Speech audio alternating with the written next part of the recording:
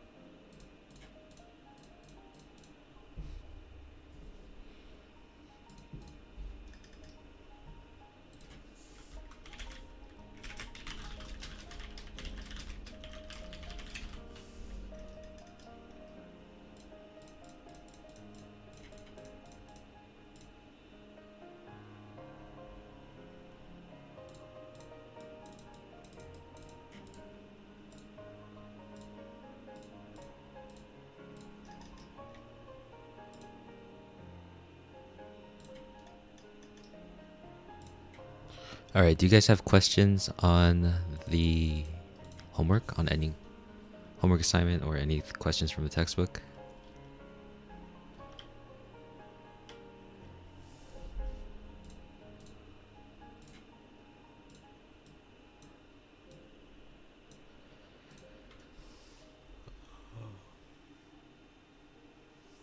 Worksheet 78, number 4. Okay.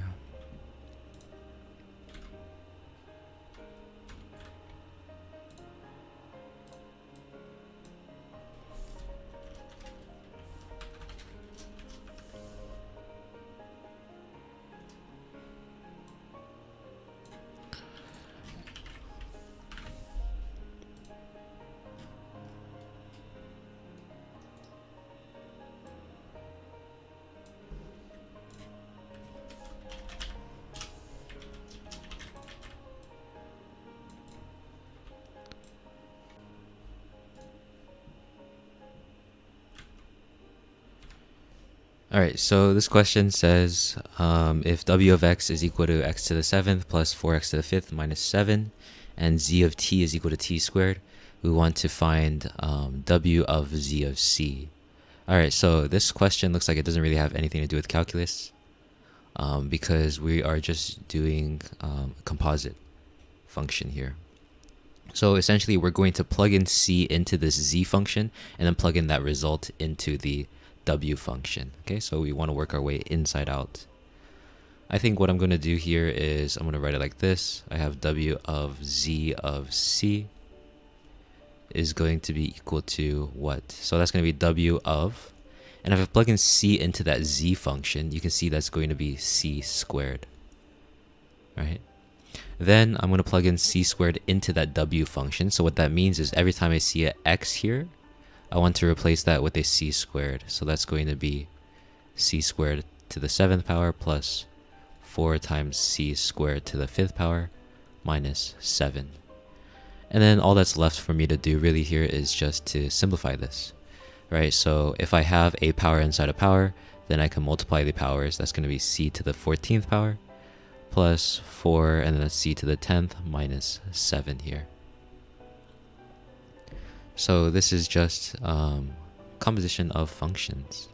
More of a pre-calculus concept, but I mean, you are still expected to know this because it's pretty basic, I guess.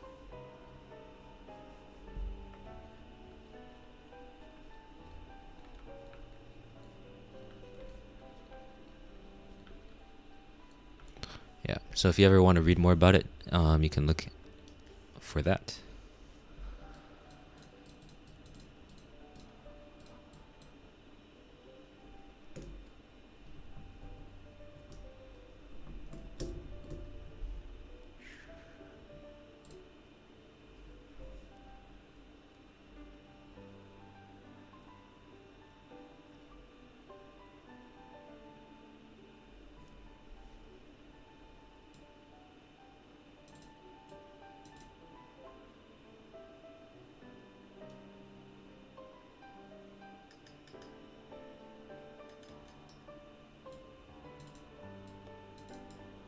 All right, any other questions? 77.5c, sure.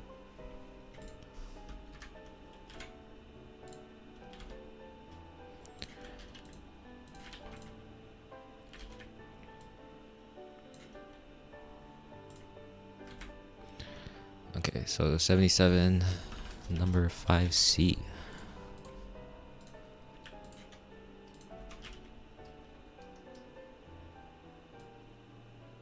So this is a particle problem, all right.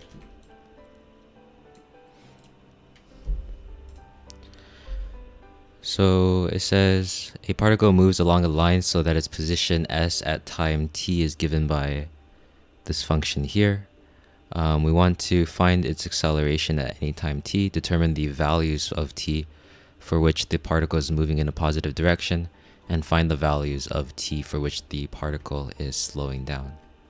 All right, I think what I'm going to do here is I'm going to do all of them. Just so that, I mean, we kind of get a clear idea of what's going on. So if I'm finding the acceleration first, you should recognize that the acceleration is the second derivative of position, right? So acceleration, we can say is s double prime of t. And so we can say that's going to be what? Well, we know the first derivative of this position function is going to be the velocity, right? But regardless, that's going to be the derivative with respect to time of this here. And you remember from the, what was it? One of the fundamental theorems of calculus, second fundamental theorem of calculus? I think, I don't remember the names, but essentially all you need to do here is you just take this variable and you insert it for all the w's here. Right, so that's going to be 3t squared minus 6t. So then if I want to take the derivative of that, that's going to be my second derivative. And what is that? That's going to be 6t here minus 6. So this is my acceleration function at any time t. So next, I want to determine the values of t for which the particle is moving in a positive direction. And you should recognize here that positive direction is handled by the velocity.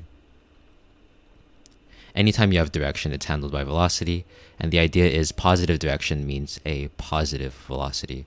If you wanted the negative direction, then you want a negative velocity. So here I do have a velocity function, right? This here is my velocity function. So if I want to see when that's positive, all I need to do is just solve this here. 3t squared minus 6t is greater than 0, right? But it might be easier for you to just solve it equal to 0 and then figure out when it's greater. So what I can do is I can factor out that 3t. That's going to be t minus 2 is equal to 0, and you have 0 and 2 like that for your t values. So if I just graph this here, where I have, this is my first derivative, or you can say the velocity function, whatever. I have 0, 2, I have my zeros here. And if you recognize what kind of function this is going to be a positive parabola. And you know parabolas look like this, right? So that means the shape is going to look like this, where you have positive on the right and left, and a negative in the middle. So for any t values where the particle is moving in the positive direction, that's going to be for t values that are less than 0, and t values that are greater than 0, because positive direction means positive velocity. Or sorry, not greater than 0, greater than 2, of course. So this is our answer for part B and for part A. Then it says find the values for t for which the particle is slowing down. And the idea for particles slowing down is anytime you want to determine slowing down or speeding up, you want to compare info from both the velocity and acceleration. And by info, I just really mean like the signs. Okay, so we need the sign information from both the velocity and the acceleration, and you want to compare them. For speeding up, that's going to be, they have the same sign.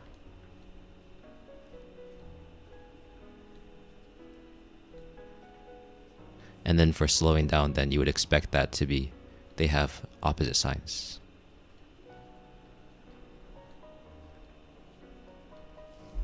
So I know I have a sign graph for my velocity, right? That's right here.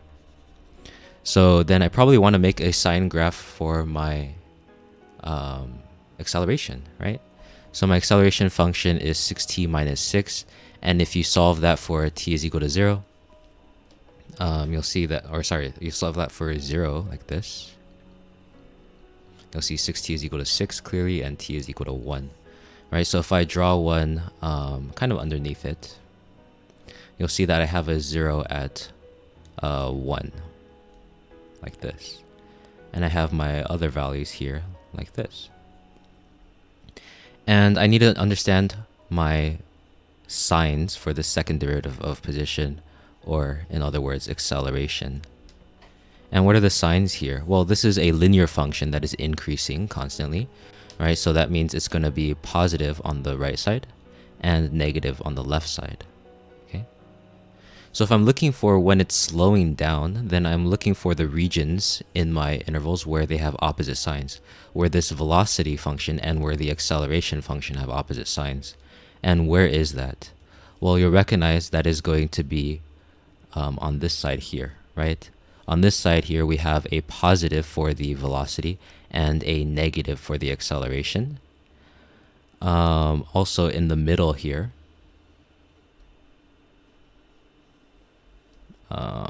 just like this, if I can draw it straight. Here, it's a little bit hard to see, but this one is going to be positive acceleration, and it's going to be negative for the velocity there. And then that's pretty much it, right? Those are the only two regions where they have opposite signs. So then your answer for part C would be t is less than 0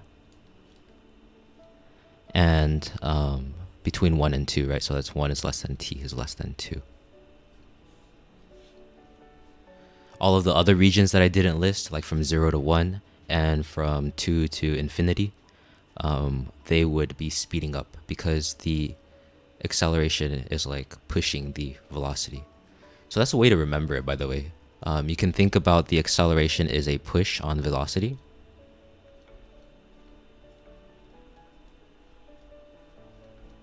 And the sign indicates direction for both of them. Like the sign of the velocity indicates where the object is going, like in which direction it's going. And the sign on the acceleration tells us which direction you're pushing against.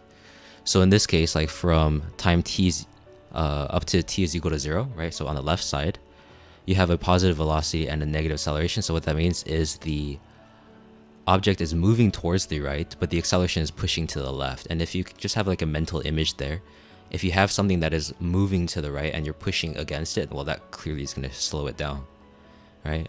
In the middle here, where I have a negative velocity and a positive acceleration, well, that negative velocity means the object's moving to the left, but the positive acceleration means you're pushing against it to the right. So that's also going to slow it down at the same time. Okay. But for the other ones, like this one from 0 to 1, we said both of them are negative, right?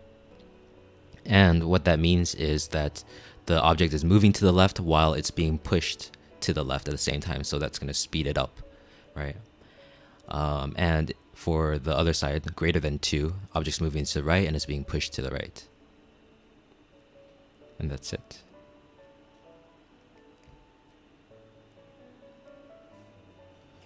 I hope that's a good mental image. So again, the idea is you just want to create these sine graphs and stack them, and then just compare the signs.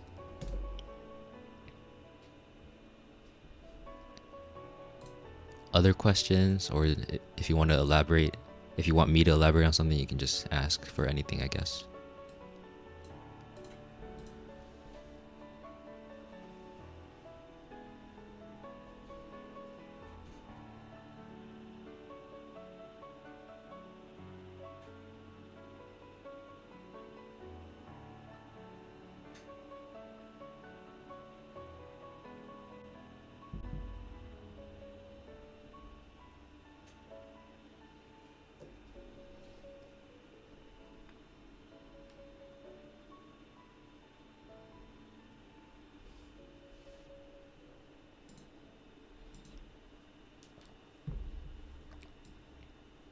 '76, number 14, sure.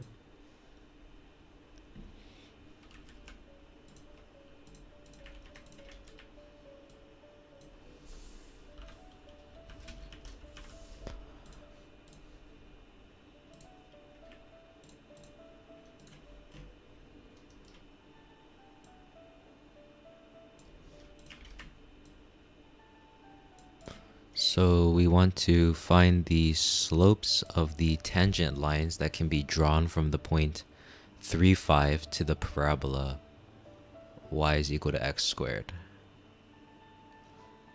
Okay, that's an interesting question. So the idea is we have, I'm just going to draw a picture first just to kind of get my thoughts in order. So I have a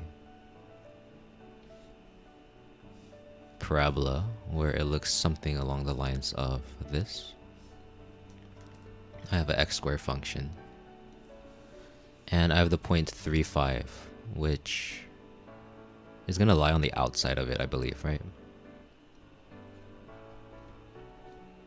And so I guess the idea is it might be tangent like this, and it might be tangent like this, I'm assuming. Okay, so we want to figure out what are those slopes of those tangent lines. Okay, cool. So first thing I'm going to need to do is the slope of any tangent line to this graph.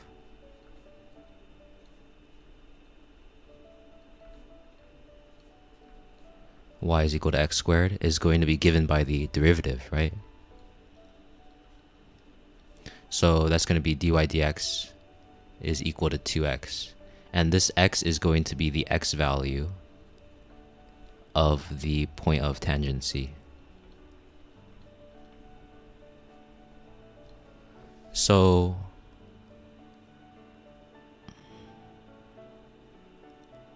what can I do here? So this is the slope, so I can call that like m, for example. And with this point here, I know that any point, any lines that pass through that point are going to be given by y minus 5 is equal to m times x minus 3, right? And what I should be able to do is, I know for any point of tangency, that the x and y values are going to be equal for both the line and the parabola, right? So what I should be able to do is I should be able to combine them. I should be able to replace this y with y is equal to what I call it, x squared, right? That's the parabola. And I should be able to replace this m with m is equal to 2x. And then I should just solve for the x value. So let's try that. So that's going to be x squared minus 5 is equal to 2x times x minus 3. Then I should probably distribute this here. So that's going to be x squared minus 5 is equal to 2x squared minus 6x. And then I set it equal to 0 to solve for the x values. That's going to be x squared minus 6x plus 5. And I get, yeah, I can just factor x minus 5, x minus 1. So that's 5 and positive 1. So the question is just asking for the slopes, right? And remember, I have this formula for slopes here, m is equal to 2x. So what I can do then is my first slope is going to be 2 times 1, which is 2. And my second slope should be 2 times 5, which is 10. So we can actually have a diagram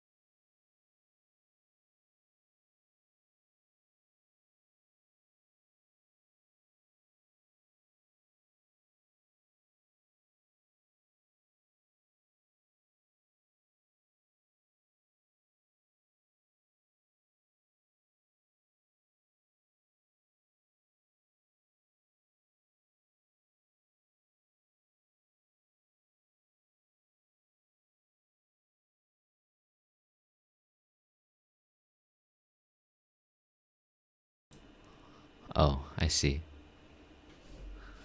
Okay. Sorry about that. Um,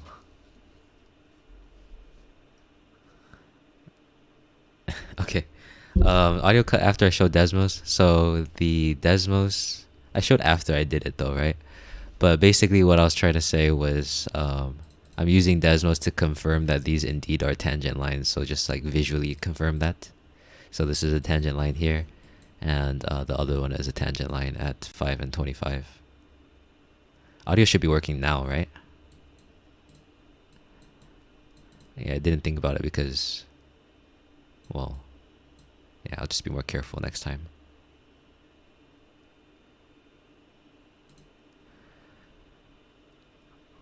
Does it make sense though? So the idea is we have this equation where we don't know the slope. I mean, we do know that it's 2x, right? But that's not really helpful because this x value is technically different from that x value. Like I don't want to write this, for example, y minus 5. Although I could, I guess. But it just wouldn't really make much sense. I need to solve for the x value when they intersect. So that means I substitute for the other because I have a system of equations here.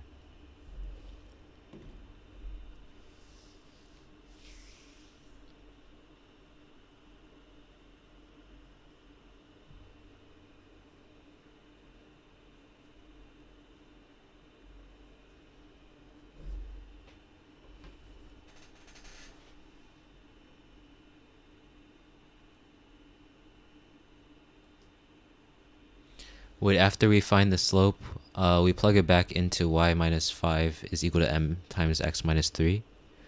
You could, but the question doesn't really ask for it, right? The question asks for just the slopes. So that's why I just left it and stopped there. But yeah, if you wanted the equations of the lines, you could do that. That's how I graphed it, by the way. I just plugged in those two here and here. Just 2 and 10.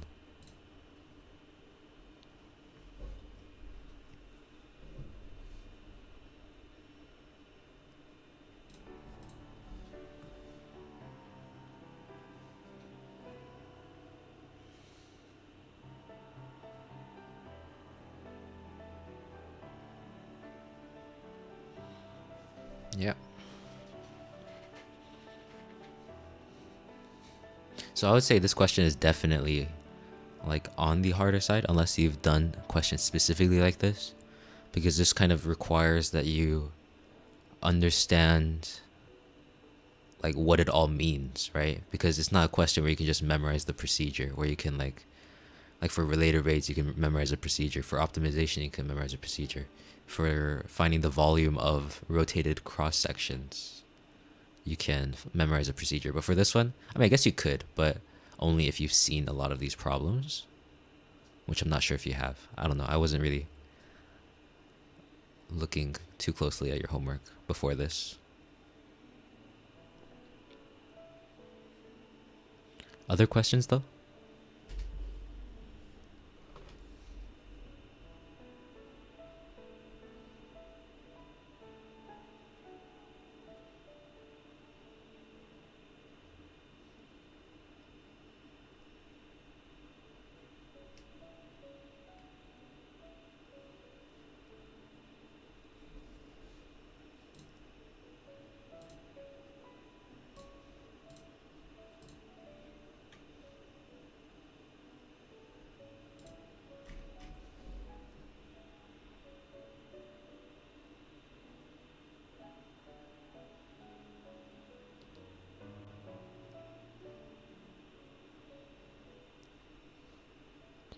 Can I go over the first and second derivative questions for graphs?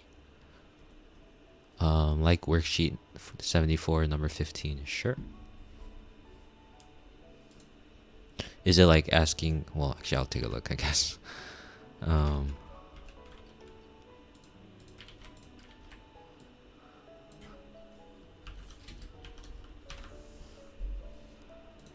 right. Worksheet 74, number 15. Oh, okay, cool. So for this type of question, we're going to need to understand what the first derivative and the second derivative mean for each, for different points, I guess. So the idea here is that the first derivative tells us whether the function is increasing, right? The question doesn't really tell us, but I think it's safe to assume that this is a graph of f of x, right? So here, first derivative tells us whether the function is increasing or decreasing, right? If the first derivative is positive, that means the function is increasing.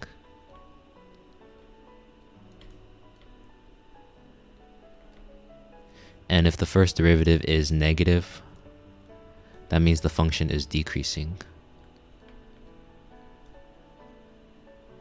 And increasing and decreasing you can tell on the graph because it's quite literally just going to go up as you go left to right, and the other one's going to go down as you go left to right. Then we also have the second derivative. So second derivative tells us concavity. So if the second derivative is positive, then that is going to be concave up.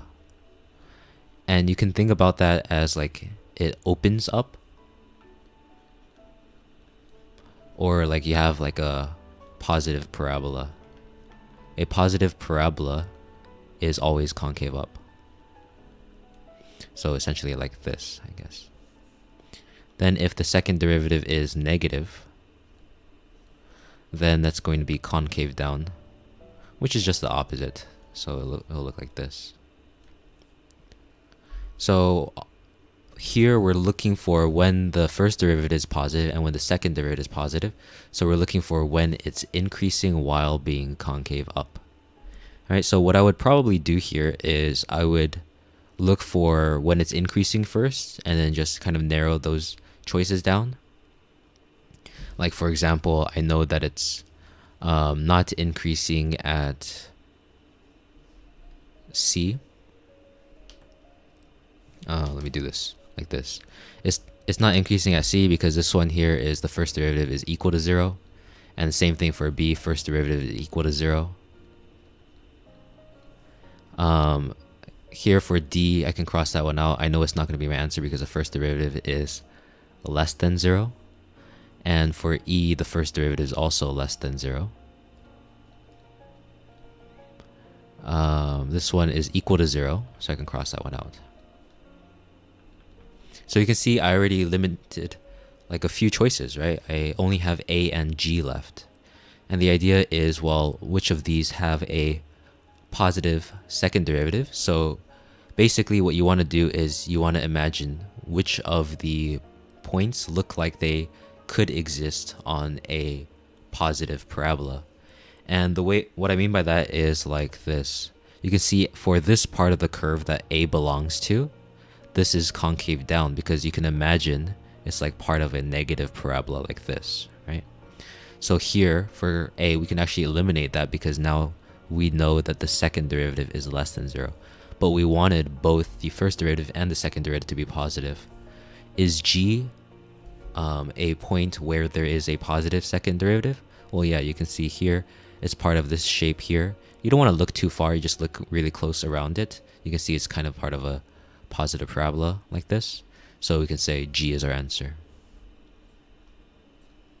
Okay, so for these types of questions, you have to understand what each of these derivatives mean, what the first derivative means and what the second derivative means, like this.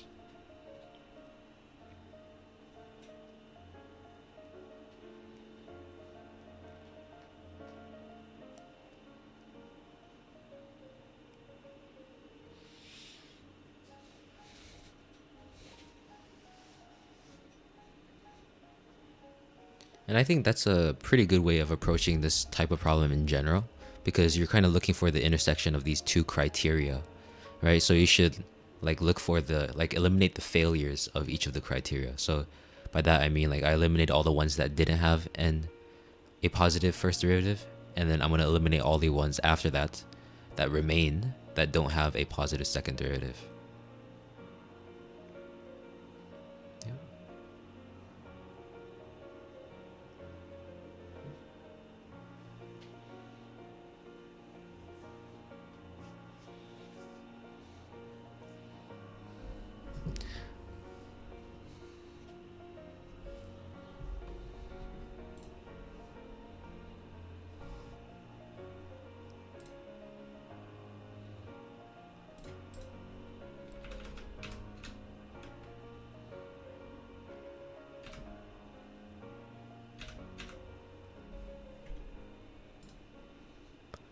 Other questions? Wait, by the way, did you want more questions like this? Or...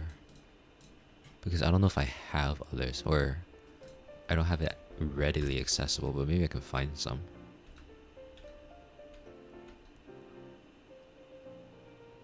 I mean, what I could do is just make up random functions and ask you, like, where it's positive and negative for each of the derivatives, I guess. But yeah, I can do 75 and 11 first. Cool. 75, where is that?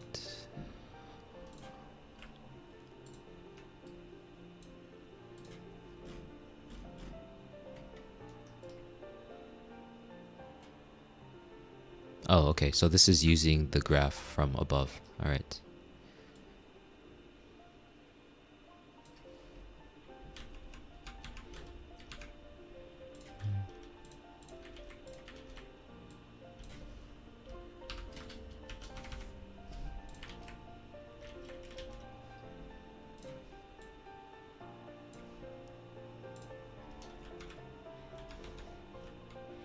Alright, so that's the graph, and then I need the actual problem. Like this. Okay, so how many times on the interval from 0 to 5 is the object's acceleration undefined?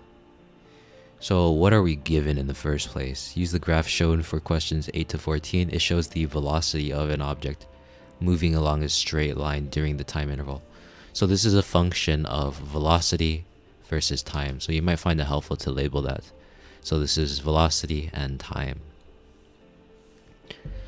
So this function is just clearly going to be a v of t function, right? And what is the relationship between what I'm given? I'm given this velocity, right? And this is what I want, right? What is the relationship between what I'm given and what I want? What is the relationship between velocity and acceleration? Well, we know that acceleration is the first derivative of velocity with respect to time, right? So when they're asking me when a is undefined,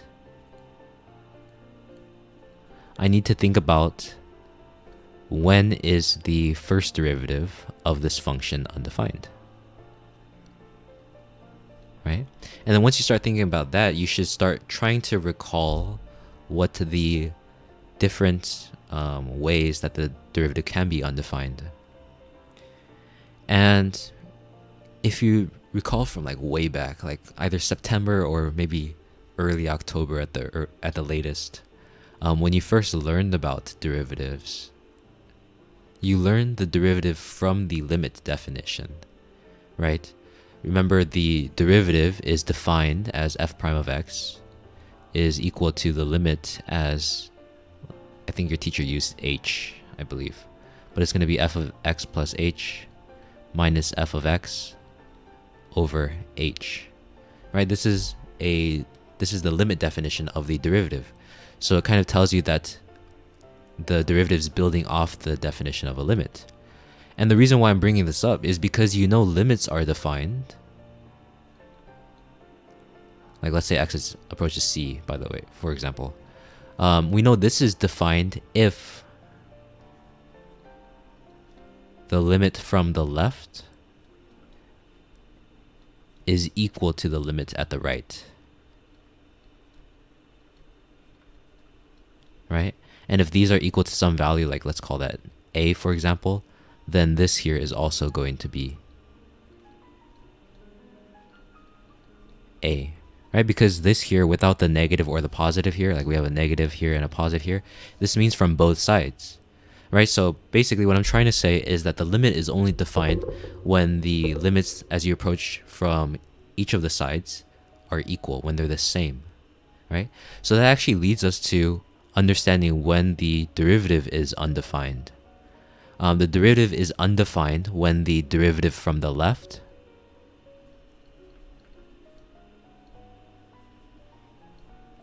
is not equal to the derivative from the right.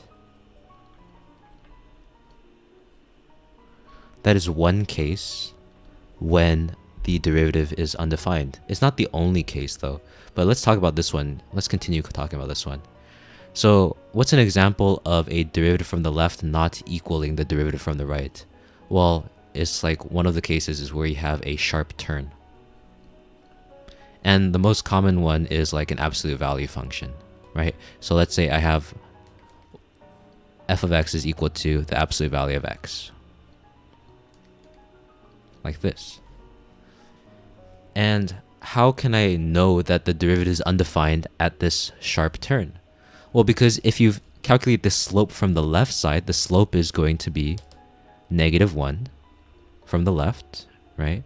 And the slope from the right is going to be +1. So as I keep finding the slopes of the tangent lines for each of these points, once I reach that 0, then I don't know which one to choose, right? Because it can't be both -1 and +1 at the same time, right? So this is why there's no derivative for functions when there's a sharp turn. A second case is going to be like when you have a cusp. So cusp is like pretty much the same idea as a sharp turn. It just looks like that, except it's not like really linear, I guess. And yeah, so this is one of the ways that the derivative is undefined. A second way that the derivative is undefined is if the function is not continuous there. Okay, so if the function is not continuous, so there's any type of discontinuity, like for example, you can't take the derivative of this function here at this x value because it's not continuous. Again, it's the same idea where the derivative from the left is not equal to the derivative from the right. But also this one here where you can't take the derivative at this point. So this starts to kind of break away from the idea that the derivative from the left is not equal to the derivative from the right. So maybe I'll include this one here where I have like these jump discontinuities. But generally know that this can kind of fall under both classifications. It really depends on how you think about it. And the last way is if you have a vertical tangent line. So something like this, where maybe I have like the cube root of x function. So the tangent line here would be completely vertical, and you can kind of understand why that has an undefined first derivative, right? Because the first derivative is the slope value, and vertical lines don't have any slope. Okay, so with that out of the way, we just want to find where the first derivative is undefined for this function. And you can see that's going to be right here. There's a sharp turn right here. And I also want to say like here, there's a sharp turn. Yeah, I mean, it looks like it's not straight, right? Like it looks like it's not a line just connecting here. So yeah, let's say there's a sharp turn as well. So the answers here then would be how many times on 0 to 5? That's going to be 3 times.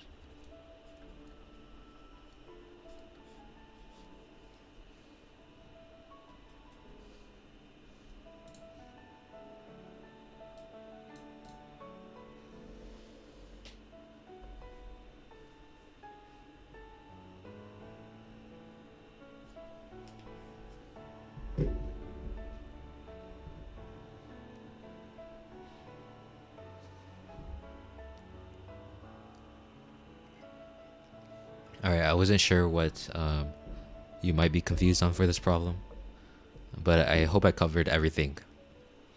So I'm looking at the first derivative because acceleration is the first derivative of velocity, and then I want to understand when the derivative does not exist, or when it's undefined, I guess. And I gave you all of that, so then I brought it back to this question by showing you that these are the only 3 points where that happens. Other questions?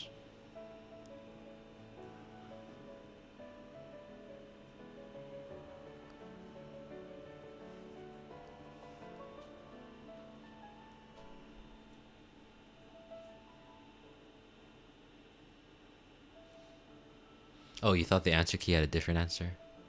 Does it say 3? number 11. Yeah, it says 3 times.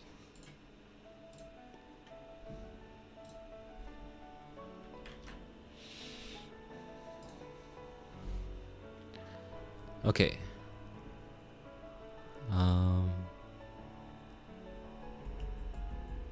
Are there any other problems that you thought hard? What's your homework due Monday? I don't know if you guys did that one yet.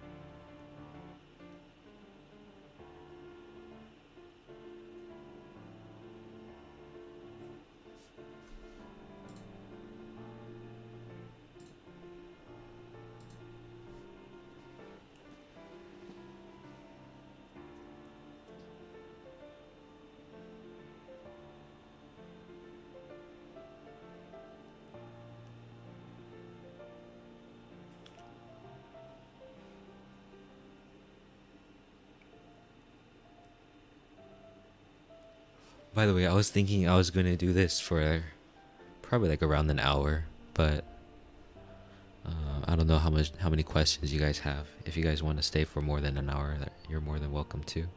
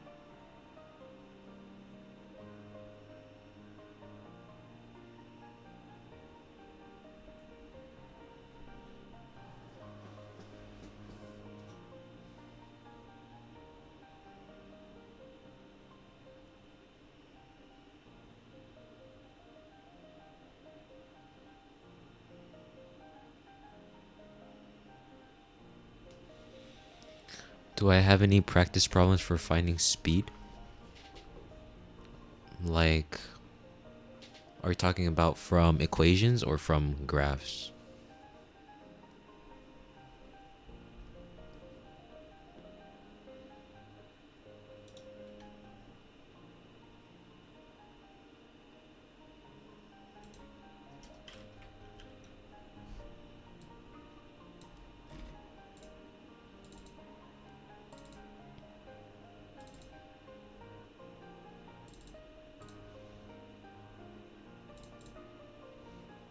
Equations like when acceleration and velocity are different signs or same signs.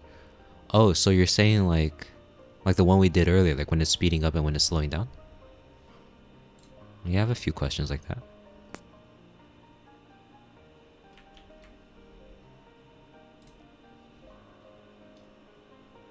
All right. I talked about it on my class on Saturday, so I can just use some of those questions.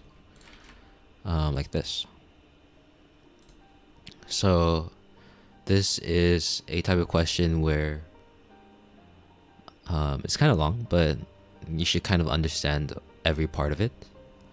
So a particle moves according to a law of motion where s is given by the function, and it varies for each of these problems, where t is measured in seconds and s in feet. So we want to find the velocity at time t. So, I mean, when you read that, you should kind of instantly know what to do, right? If you're given a position function, to find the velocity, you just take the first derivative. Then if you want to find the velocity after 1 second, then what you do is you take that 1 and you plug it into your velocity function to get that to velocity at 1 second. Then when is the particle at rest? That is when velocity is equal to 0, right? So you just take your velocity function, set it equal to 0, and solve for t. Then when is the particle moving in the positive direction? I told you that that's going to be the sign of the velocity. So you're going to see, after you draw a sine graph for the velocity, when is it positive, when is it negative, and you're going to choose the time values that give you that positive velocity. And then we want to find the total distance traveled. Distance, this one might be like the first tricky one, where distance is going to be the, or at least total distance, I guess I should say, is going to be the integral of the absolute value of the velocity function. You want to make sure you take the absolute value of the velocity function from, in this case, the first 6 seconds is going to be 0 to 6.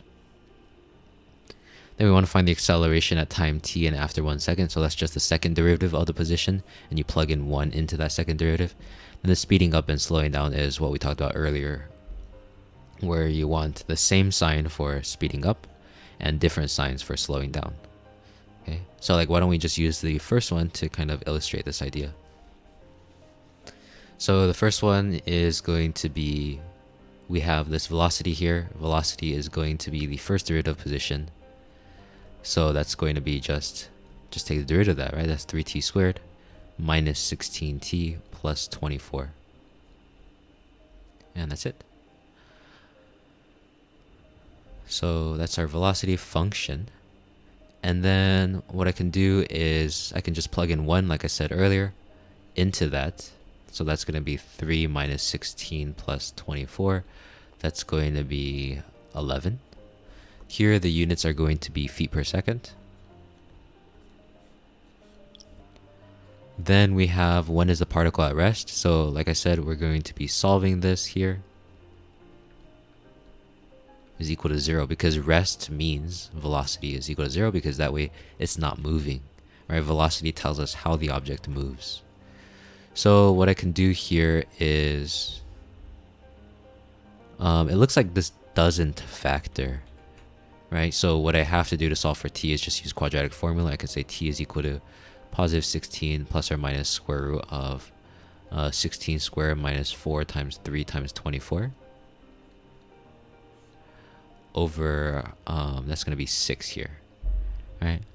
And if I look at the inside here, where I have 16 squared minus, that's going to be 12 times 24. I believe that should be negative, right? It looks like the numbers come out to be negative. So 16 squared minus 12 times 24, that's going to be negative 32, which is negative, which tells us that there's no real solutions here for this expression, right? So what does that mean in the context of the problem? Well, that means the object is never at rest,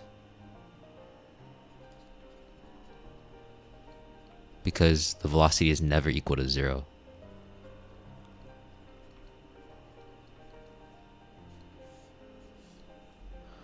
Then it says, when is the particle moving in the positive direction? So to answer that, I can just graph out the velocity function.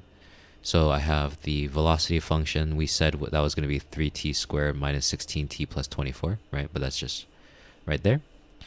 And we said it was never equal to 0, right? So we don't have any values. So if it's positive in one place, it's going to be positive everywhere. Or if it's negative at one place, then it's going to be negative everywhere.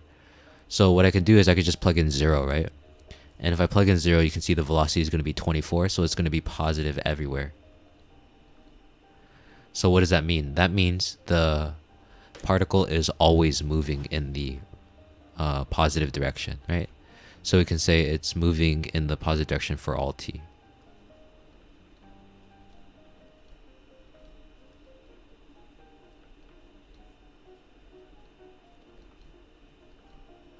T is greater than or equal to 0. I kind of have to specify t is greater than or equal to 0, although technically it works for everything, because here it says the domain of my function is just t is greater than or equal to 0. So I guess I should just do it like this.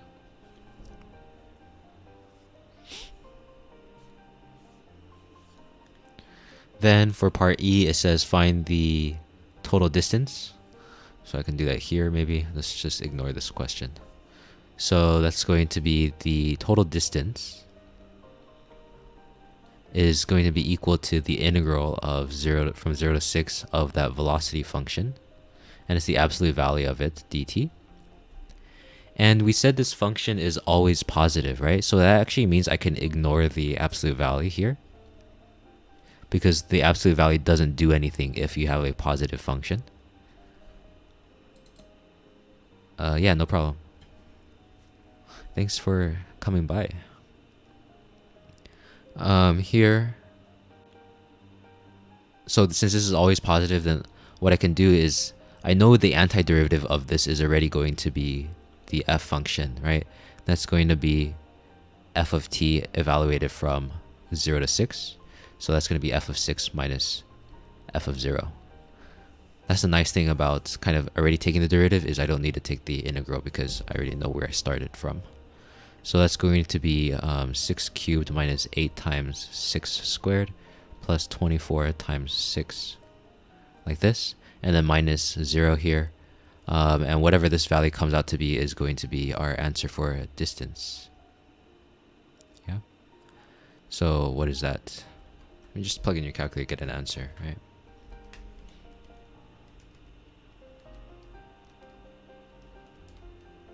So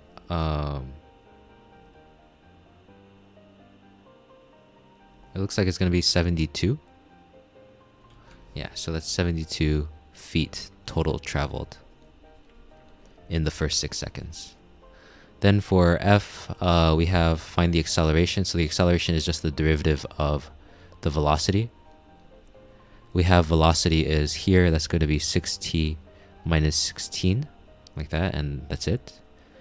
So this is our acceleration function, and then we have acceleration for 1 second, that's going to be negative 10 feet per second squared. Just plugging in 1 into that function up there. And then what else do I want to do? So for part G, it says, when is a particle speeding up and slowing down?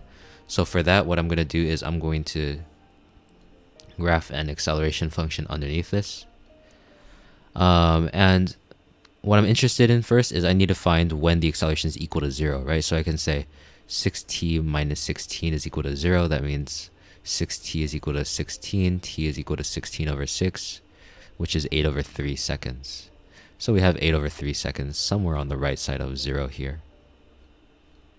So this is 0 here. This is a positive line, so that means it starts negative, it ends up positive, right? And now we're going to need to do the same thing. We're going to need to recognize that in the middle here, they have opposite signs, right?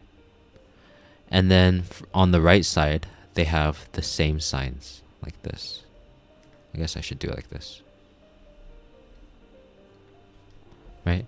So these are the same signs, and these are opposite signs.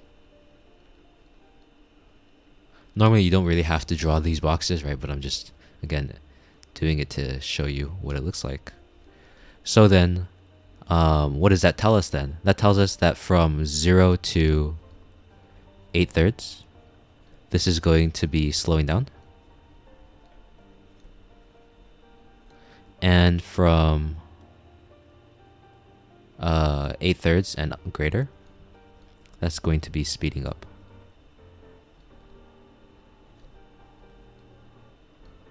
That's pretty much it.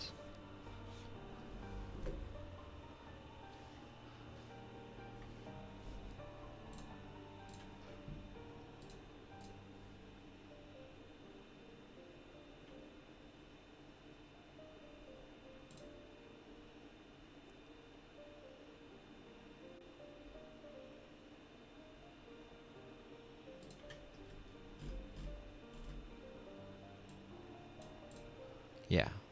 I also have a few more questions like this where the functions are just different, but I mean, I think if you kind of just follow these ideas, that it should be pretty straightforward. But I think one thing that I also want to show you is something like this. So this is another question that's pretty similar to the same ideas, right? So I think you might find it useful. So question says, graph of the velocity functions of two particles are shown where t is measured in seconds, and it's asking us when is each particle speeding up and when is it slowing down, and explain. So we can still do this with the same ideas, right? Again, we have speeding up and slowing down.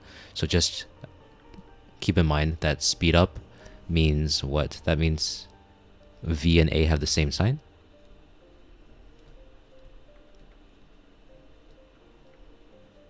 So let's speed up, and then slow down is opposite signs, right? But here we're not given an equation, so I should probably do it, or at least think about it, in a different way.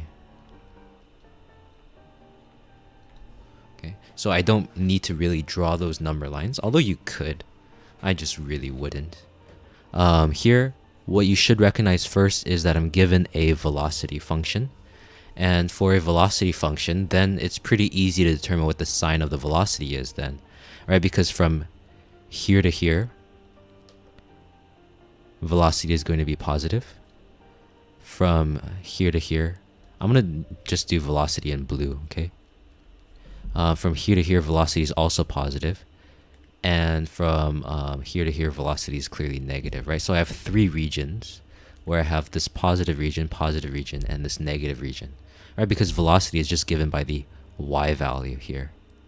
So I'm just going to write y here for velocity.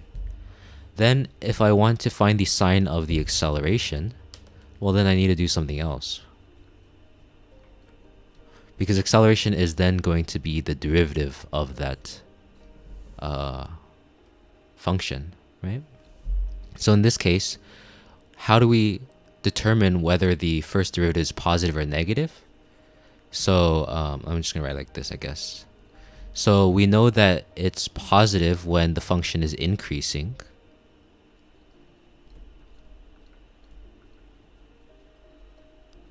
and negative when v is decreasing.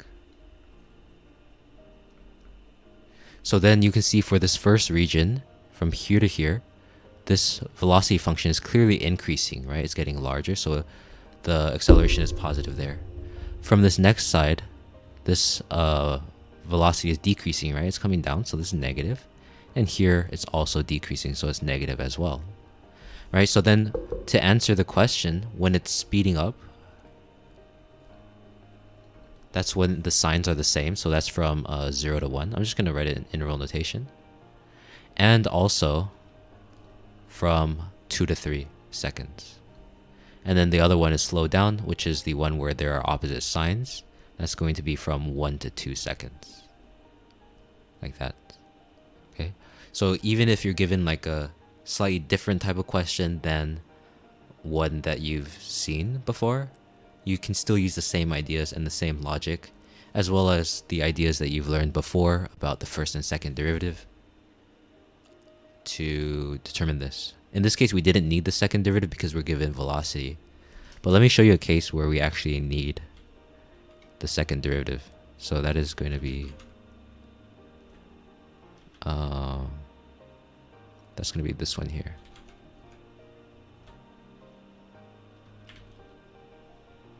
So this time, what's different about this question is we're given position instead of velocity. Or in the previous one, we were given velocity. This time we're given position. So we still need information about velocity and acceleration, right? So again, I can say velocity is just in blue and acceleration in red. Velocity this time is going to represent the derivative of position with respect to time. And this one is going to be the second derivative, right? So the red one is going to be determined by concavity. And remember I said concavity, positive is concave up, negative is concave down. And then this blue one is going to be whether the function is increasing or not. So for this first region, from 0 to 1, you can see that the function is increasing. So I'm going to say that's positive first derivative. Then here, it's going to be decreasing, so that's a negative first derivative. Here, it's still decreasing, so that's negative. And then the last region, it's positive first derivative. So, I mean, it's increasing, right? Then next, I'm going to consider the concavity. So for this region, what does it look like it's doing? It looks like it's opening downwards, right? Because if you kind of finish the parabola shape, it looks like this. So that's downwards, like that. Then the same idea here, right? It's also opening downwards. Again, I can finish that parabola shape. This also has a negative concavity. Here, though, this time it's opening upward, like this. And here, again, same thing, opening upward. Okay. So then you should be able to recognize then that these two are going to be slowing down because they have opposite signs. And then the other ones that are unlabeled are going to be speeding up. So you should be able to do it with these equations, and you should be able to do it with graphs.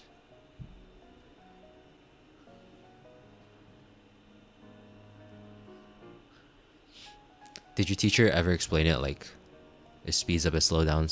All you have to do is look at the signs of the velocity and acceleration? Kind of curious how your teacher explained it.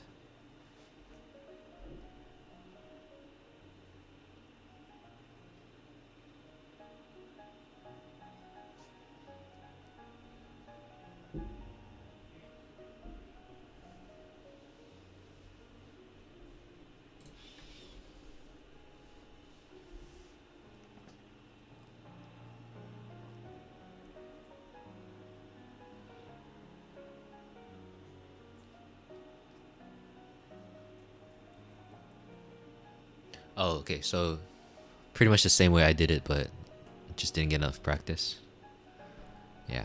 Do you want more problems? Or do you think that's like a good start?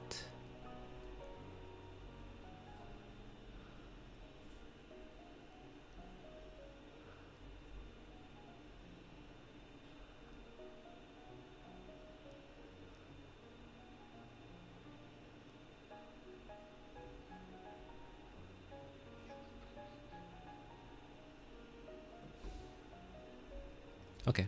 Do you have any other questions?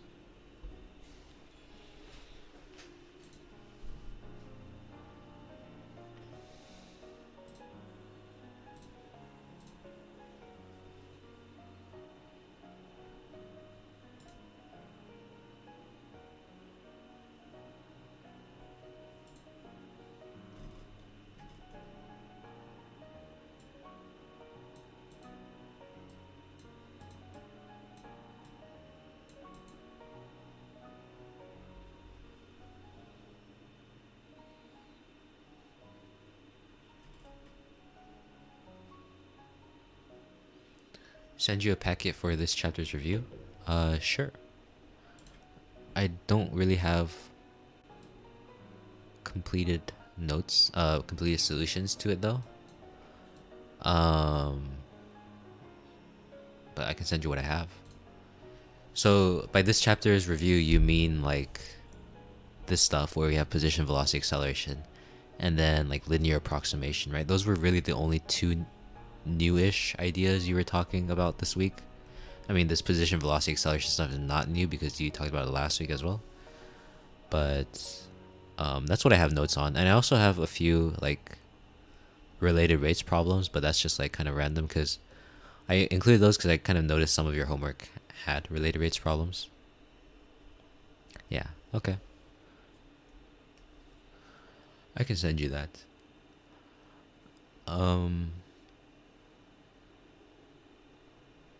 So you're thinking that's like all your questions then?